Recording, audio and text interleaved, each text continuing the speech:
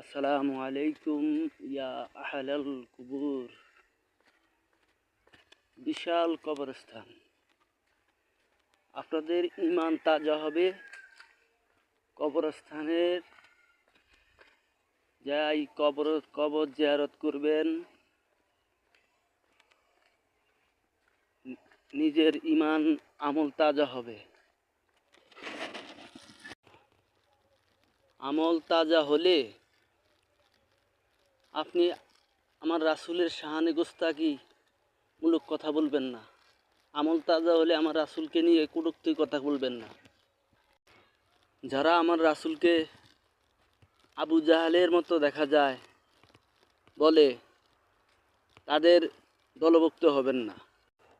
যারা আবু জাহেলকে মুসলমান বলে আবার আবু জাহেল হজ করেছে সে কথা বলে, এদের ফিতনা থেকে আপনারা হেফাজত থাকেন। আরেকজন বলে এজিদ নাকি মুসলমান, ওনাকে কাফের বলা যাবে না, এজিদ রাদিয়াল্লাহু বলতে হবে। নাউজুবিল্লাহ। আপনারা এসব ফিতনা থেকে দূরে থাকুন, নিজের ঈমানকে আরও তাজা করুন, শক্ত করুন। ভালো থাকেন। আসসালামু আলাইকুম।